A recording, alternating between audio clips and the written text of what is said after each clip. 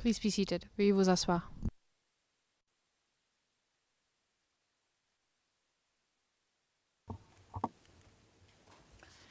Bonjour à tous. Judge Modoc, good afternoon. I'd like to begin with an oral ruling regarding the redactions made to the transcript and direct broadcasting today. The Chamber notes that redactions were made to the transcript and to the direct broadcast of the hearing subsequent to an application by the prosecution and which was opposed by the defense. The application of the requested redactions apparently would be a problem and could lead to hearings being held in closed session. The Chamber wishes to recall an earlier ruling during which the Chamber stressed that it is up to the parties and participants to ensure that their submissions are worded in such a way as to avoid going into closed sessions, thus ensuring the transparency of the proceedings and to avoid the disclosure of confidential information. The Chamber would remind the parties to comply with these instructions. Furthermore, the Chamber is of the view that the information that was asked to be redacted and also from the direct broadcast today were limited to identifying information of witnesses and victims mentioned during the submissions. The defense disclosed information on several occasions that allowed for the identification of victims and witnesses. For example, positions held and nicknames, things that must not be disclosed so as to ensure the protection of witnesses and victims. The redactions had only to do with identifying information and were not as general redactions to the events within the case.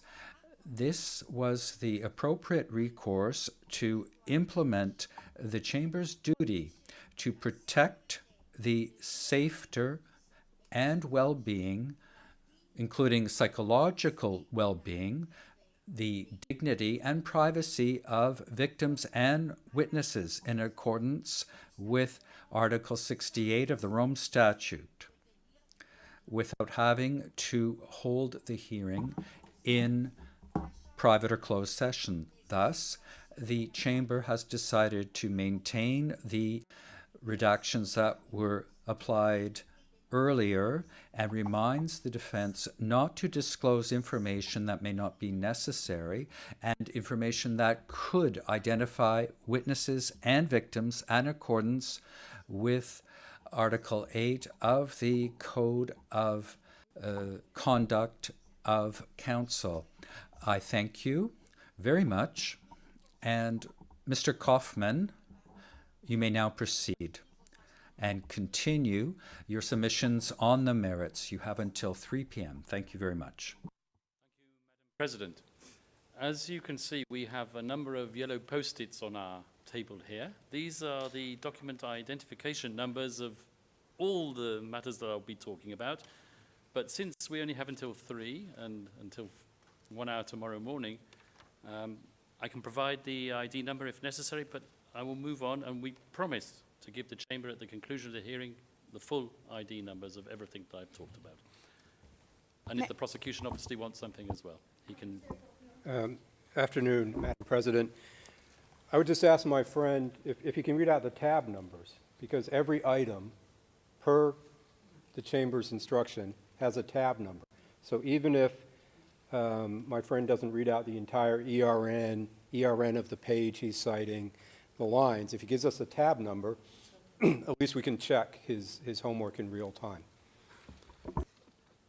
Merci beaucoup. Thank you very much. Counsel, are you in agreement with this position taken by the prosecution?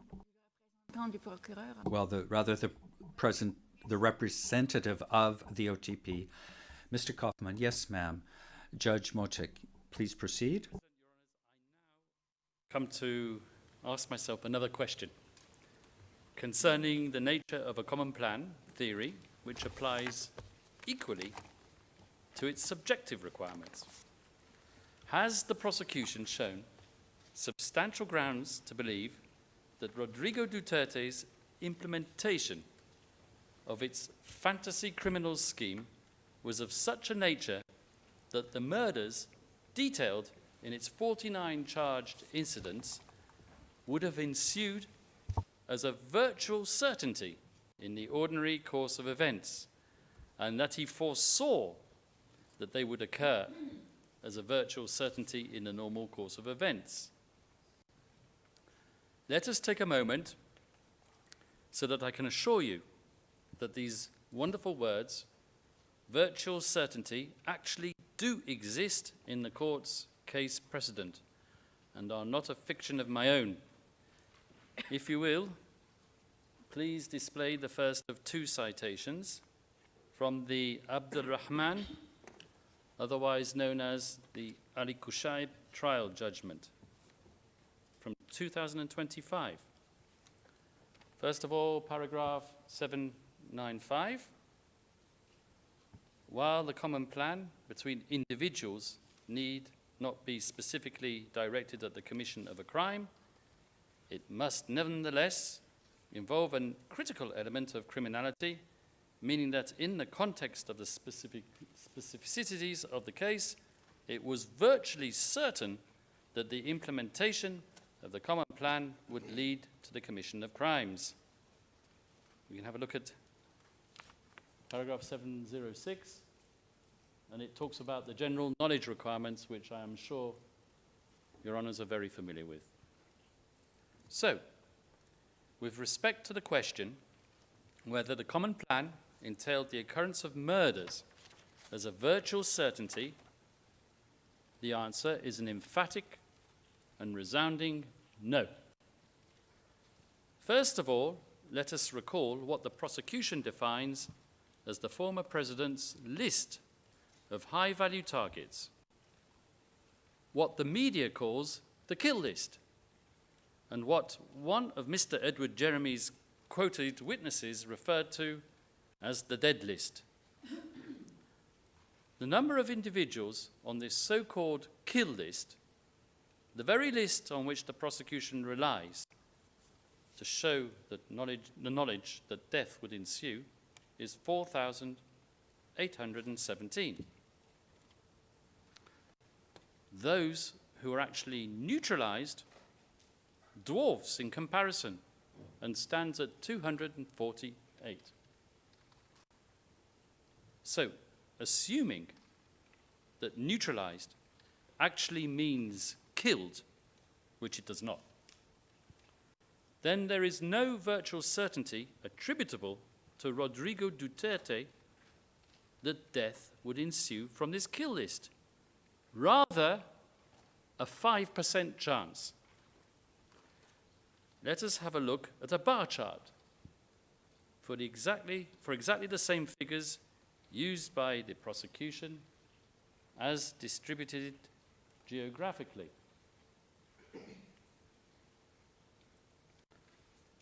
I now turn to the issue of control, as it did or did not manifest itself in the crime base. In other words, can it safely be argued that substantial grounds exist to believe that Mr. Duterte's supposed diktat filtered its way down from his mouth and via his co-perpetrators to those who were supposedly going about committing these murders? How has the prosecution shown the concept of automatic compliance, or even virtually automatic compliance, so essential to its pyramidal structure? Well, by and large, and judging from Ms. Robin Croft's submissions, it would appear that the concept of automatic compliance is substantiated by reference to subjective comments made by perpetrators who talk about their will being controlled. For example, transcript, page 37, line 7 onwards. I felt like that I didn't have any choice but to follow their orders. It wasn't possible not to obey his commands. Another example, transcript, page 38, line 17. Co-perpetrators controlled the will of the physical perpetrators. End quote. According to the prosecution, members of the Davao Death Squad had to seek clearance from Mr. Duterte to conduct killings in Davao City. For this wild assertion, the prosecution relies once again on the evidence of criminals it has recruited, all of whom are inherently unreliable because of their being self-confessed vicious murderers, testifying in return for virtual immunity from proceedings at the ICC. We shall analyze the testimonies emanating from these individuals in detail later in my submissions. Now, I can see Mr. Nichols scribbling away there, but I shall be referring to what are called statements of limited use. As for the other modes of liability charged, ordering under Article 25(3)(b and Article 25(3)(c), aiding and abetting, as I have said, no smoking gun, no evidence of a direct order, solicitation, or inducement with respect to any one of the 49 incidents. No documentary record exists of a presidential order. So how could these orders have been transmitted for the purposes of Article 25(3)(b)? Well, unless Mr. Nichols envisages mental telepathy, I think that we can discount ordering. The prosecution has failed to elaborate in its oral submissions what it means truly by soliciting.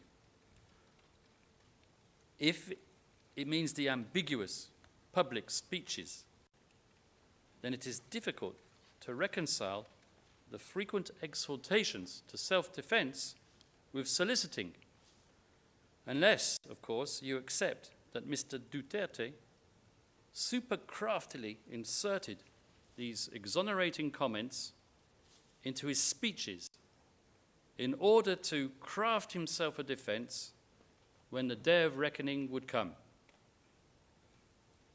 As the prosecution asserts, speaking with a forked tongue, sometimes speaking his mind, sometimes saying what he wants you, your honours, to hear. Furthermore, generalized statements months before specific incidents do not establish causation or instruction. For aiding and abetting, there is no reliable evidence that Mr. Duterte provided practical assistance, encouragement, or moral support that substantially affected the commission of a crime, with knowledge of the perpetrator's intent. And finally, on modes of perpetration, modes of liability, I would beg you not to take heed of Ms. Paulina Masseter's assertion that Rodrigo Duterte failed to prevent or punish. The prosecution has not charged command responsibility under Article 28. And the reasons for that are clear. It is the same reason why it cannot prove ordering. there is no ascertainable chain of command descending from Duterte at the top via the co-perpetrators, so-called co-perpetrators, all the way down to the crime base. As I said, it all breaks down at the level of the co-perpetrators. And I would ask you very respectfully not to exercise your discretion to requalify pursuant to Regulation 55 of the regulations of the court. But if you do, and you shouldn't, I respectfully submit, you should order the prosecution to resubmit its document containing the charges and its pre-confirmation brief as amended, and to release Mr. Duterte in the interim. Now, I have finished that section of my submission, and I will now turn to the witnesses themselves, and I will be very careful not to mention anything that I'm not meant to. And I will discuss, first of all, the general reliability. A genuine criminal investigation is meant to be directed at establishing the truth. It is meant to elicit facts in an impartial manner and not to present witnesses with a preconceived idea and to seek confirmation thereof, whether it be by way of leading questions or anything else. By this, I mean that the golden thread linking practically every one of the interviews of the prosecution's so-called insider witnesses, who are, for the most part, ruthless criminals, is the a priori targeting of Rodrigo Duterte. In my submission, no real attempt was made to perform this duty of examining exonerating circumstances, or even to establish the existence of other actors who might be responsible for the high incidence of deaths in the context of the war on drugs. Most prosecutors will collate the evidence and thereafter analyze it and decide whether to prosecute with a view to obtaining a reasonable prospect of conviction, which is indeed the standard supposedly applied since Mr. Karim Khan assumed the role of chief prosecutor. A prosecutor is not meant to choose his target in advance and then find the evidence to support a preconceived desire. Now, I'm not going to engage upon a wholesale forensic analysis of the credibility of each and every witness. I am long enough in the tooth to appreciate that issues of credibility and weight are not normally litigated at confirmation, but are left to trial. This case, however, is unique. And as I have said, the prosecution's star witnesses are self-confessed murderers.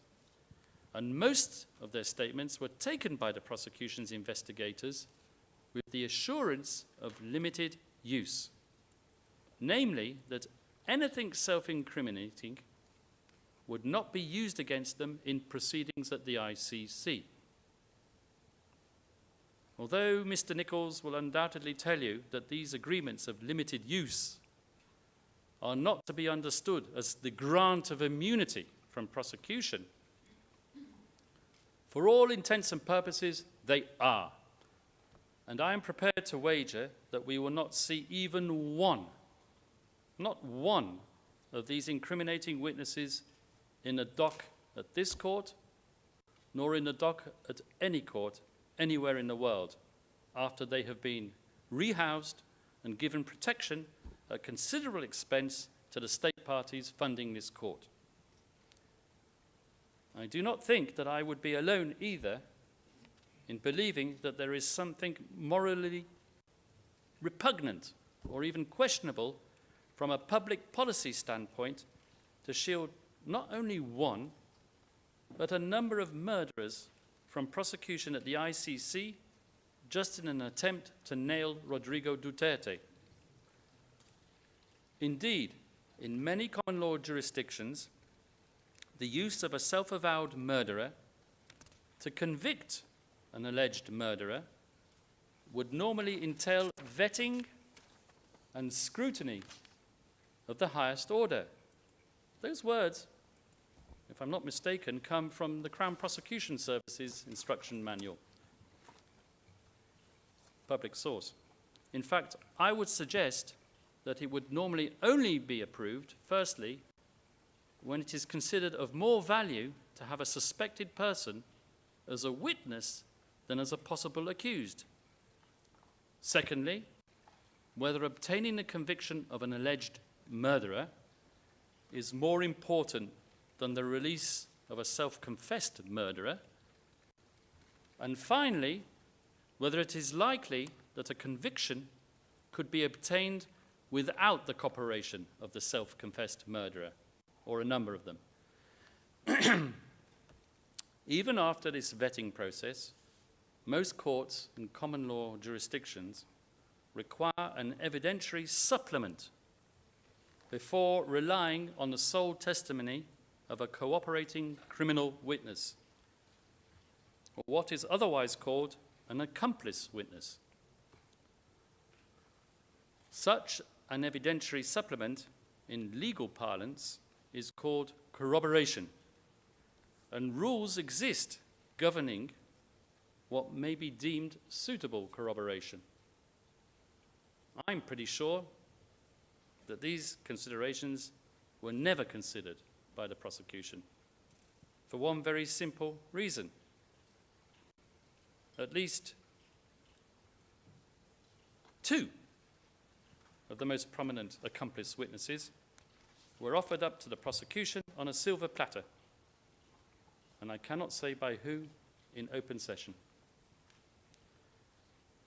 Neither the Rome Statute nor its accompanying texts regulate the way statements of limited use are employed. I would like the pre-trial chamber to consider the way academics and the prosecution itself has qualified the implementation of limited use statements in the past.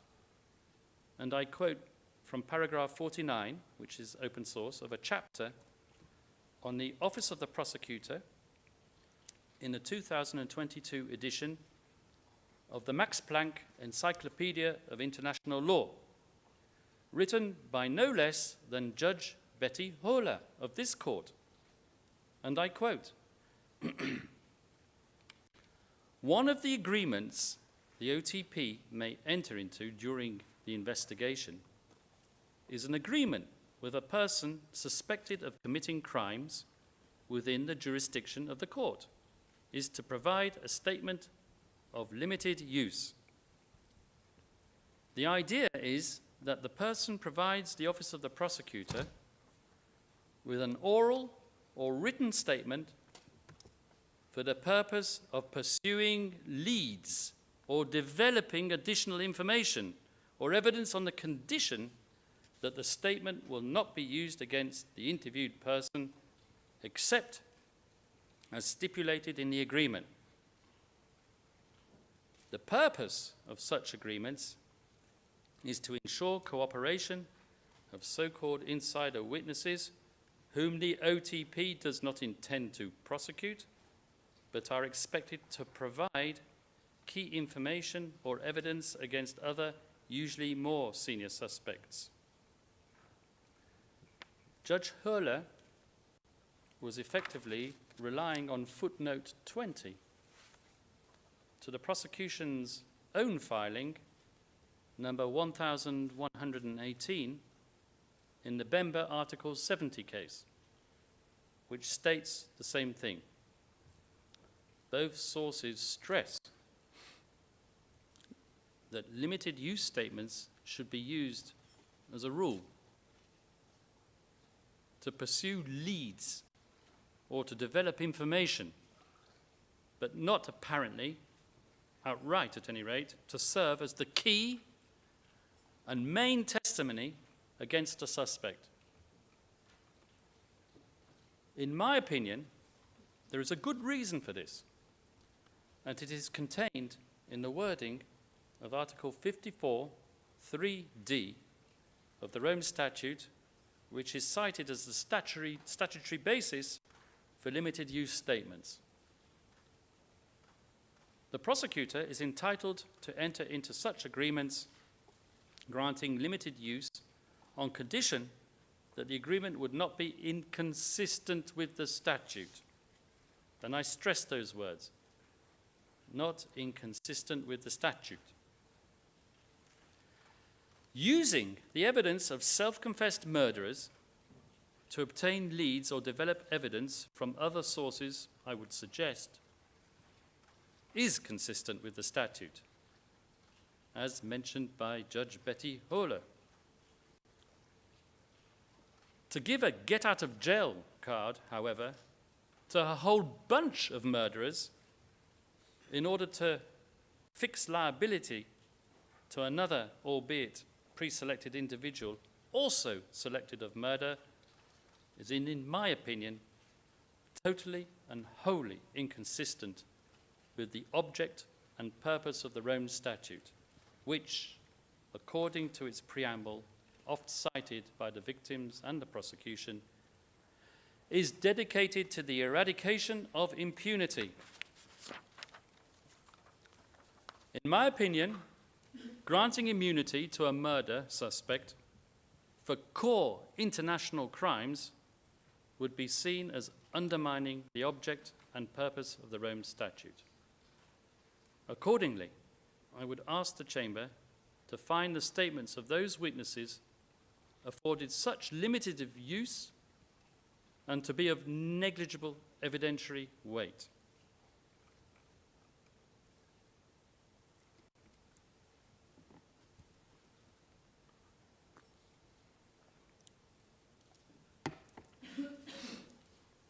Another issue pertaining to the general credibility of the prosecution's witnesses is the way in which they were recruited. In my opening remarks a couple of days ago, I talked about the general fairness of pursuing charges brought by a prosecutor who was formerly a representative for more than 100 victims of Mr. Duterte's alleged crimes. I also talked about a recorded telephone conversation in which one of the participants bragged about acting as President Marcos Jr.'s silent partner for channeling witnesses to the ICC. Apparently, I raised the presidential spokesperson's hackles considerably. So let me quote a bit more so that I can assure her that my cognitive faculties, which she doubted, are in fact intact. And this is what this covertly recorded individual, who I'm forbidden from naming, said. They cooperate through me, since I don't hold a position, redacted. But we are able to do it. So what? What happened here is an ICC investigator will give me a list of witnesses, documents they need to bolster the case against Duterte. Then I provide it. I give it to the different agencies so it can be approved. There are witnesses who need a pardon. I get the authority from the president, and they are granted a pardon. Basically, like that, it becomes a priority mission of the government. I don't think I've disclosed here, Madam President, any working methodology of the Office of the Prosecutor.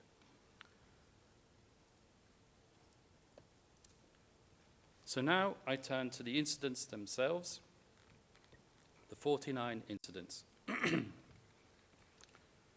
The prosecution invites you to view these incidents as the manifestation of a much larger pattern.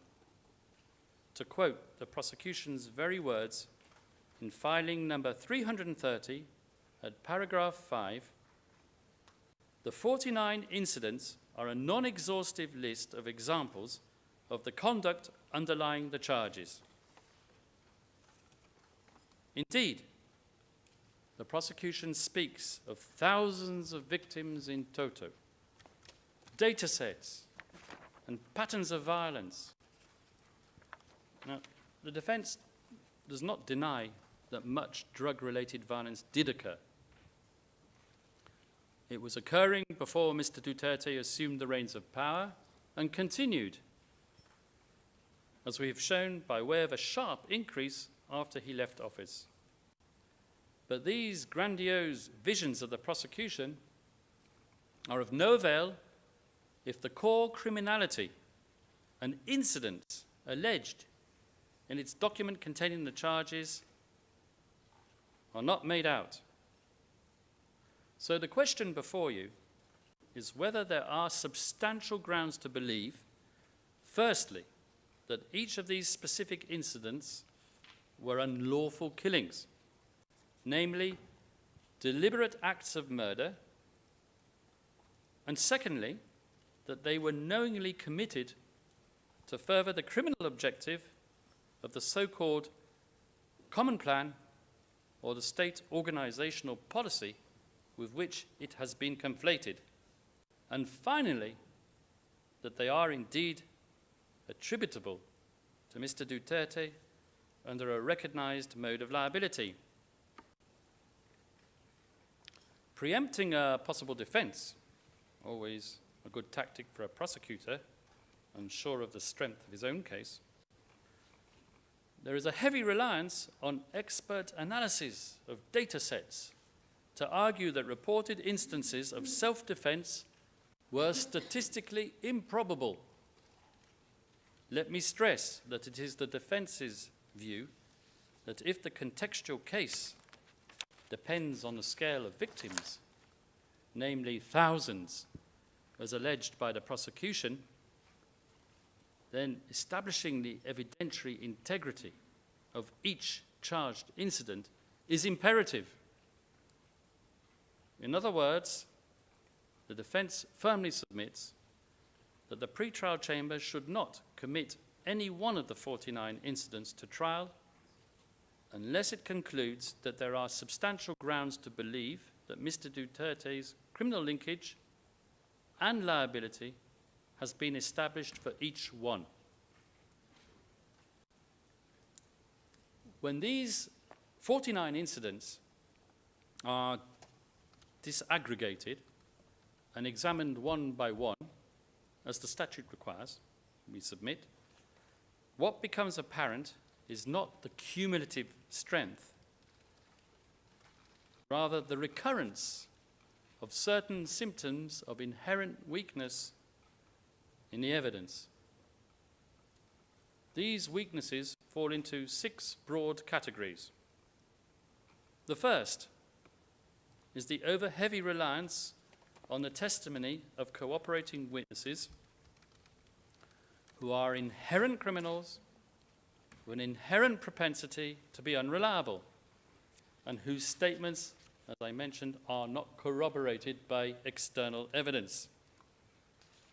The second, hearsay attribution, or in less legal parlance, incriminating statements heard from a source twice or even 3 times removed. The third weakness, which infects the evidence, is the fact that some of the victims are unidentified, making it virtually impossible for the defense to pursue its own lines of inquiry. This weakness affects at least 9 out of the 49 incidents. The fourth weakness, documentary records, such as police and forensic reports, are at variance with and are contradicted by testimony of a single prosecution witness.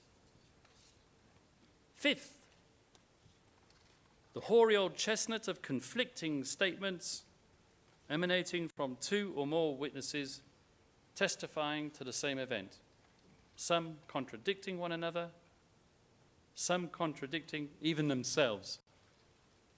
And finally, The sixth weakness being the repeated absence of any evidence to link the hitmen to our client, despite the prosecution's best efforts to chivvy such linkage out of them. The defense will now show how these identified weaknesses reduce below the substantial grounds threshold the evidence for these incidents in the three counts as they appear in the document containing the charges. Count 1, the alleged murders during the mayoral period. Count 2, alleged murders of HVTs, the high-value targets, during the presidential period. And count 3, barangay clearance operations also during the presidential period. So I shall start with count 1.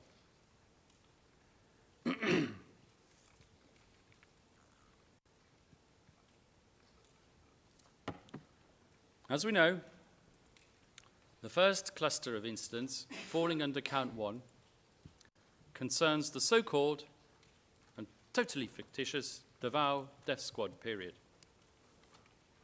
This concerns incidents 1 through 9 of the document containing the charges. The prosecution's attribution theory here is straightforward, that Rodrigo Duterte, as mayor, authorized killings through intermediaries. But when the evidence for this count is examined, as I've already mentioned, not one witness can say that he heard the mayor give an order to kill.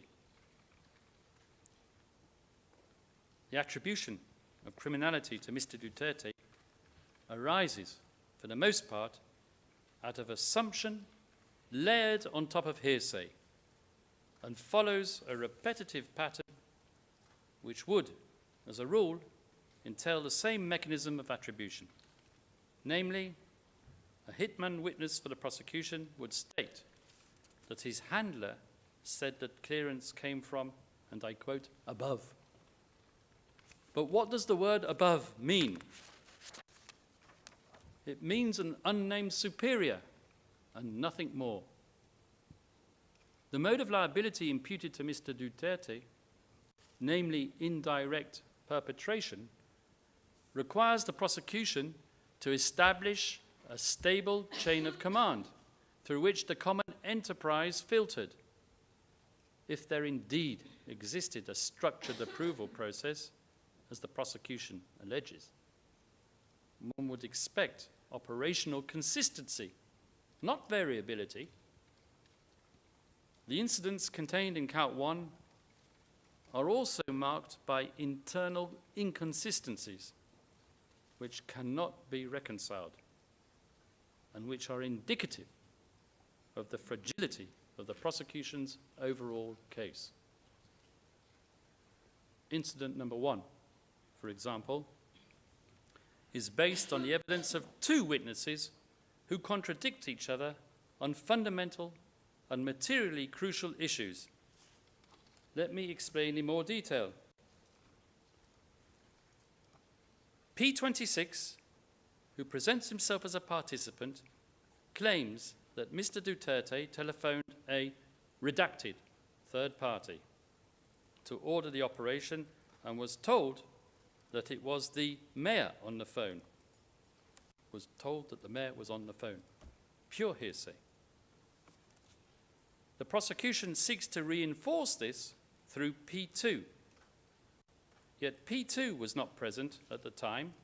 He was inactive, for reasons I can't mention, and relies entirely on what he heard from the redacted third party and another individual at a later date. P2's account is therefore pure, unadulterated hearsay. More significantly, it diverges from P26's version on fundamental points. The year of the incident, 2014 and not 2013. The number of victims, 2 rather than 3, the identity of the perpetrators, the channel through which alleged clearance was conveyed via driver and bodyguard to a different DDS member rather than through redacted. And if that is not enough, the method of killing, strangulation rather than stabbing, these aren't minor inconsistencies. They concern the core factual matrix. If the pre-trial chamber is unable to determine even these basic circumstances which establish opportunity, method,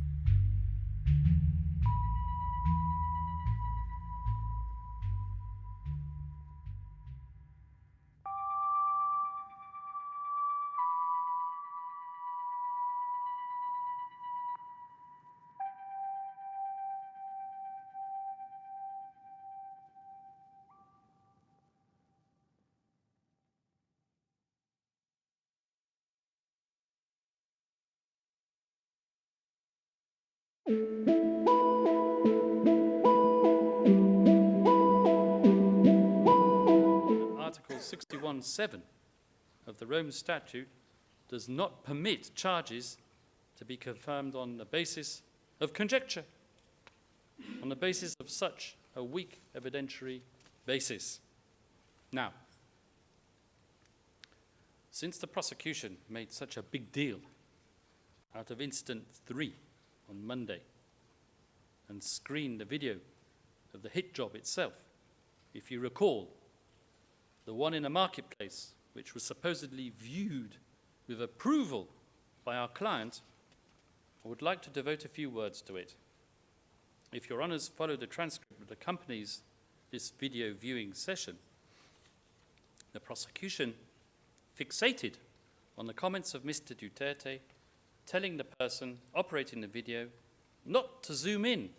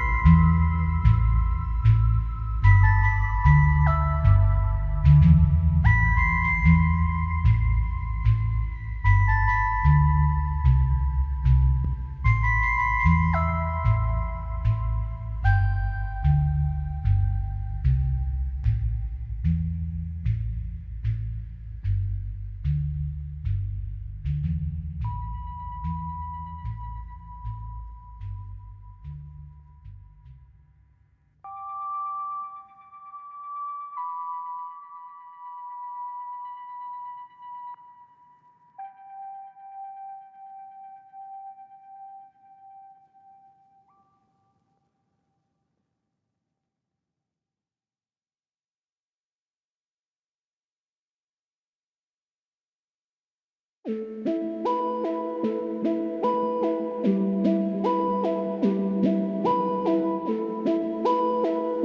come to the end of today's hearing, the third day. The hearing shall resume tomorrow at 10 a.m. Thank you, parties and participants. I thank our interpreters, the registry, the technical staff, and all those who have allowed this. Yes, Mr. Nichols? To interrupt, Your Honors, just at the end of the day, but I wonder if we could go into private session for 1 minute before you leave the bench. Oui, Monsieur Nichols. Yes, Mr. Nichols?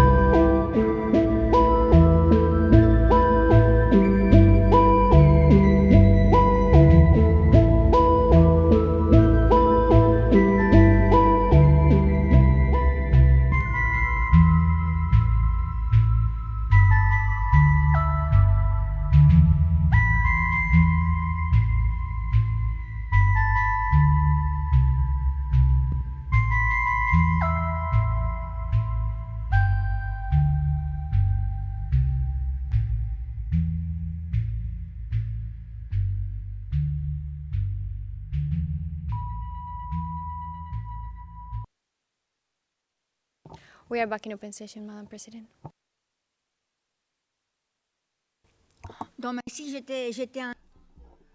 Judge Motok, I was thanking the participants and parties, and then we had a few moments in private session, and now I would like to wish you a pleasant afternoon. We will see you all tomorrow, and once again I thank everyone, and this hearing is now adjourned. We will see one another tomorrow.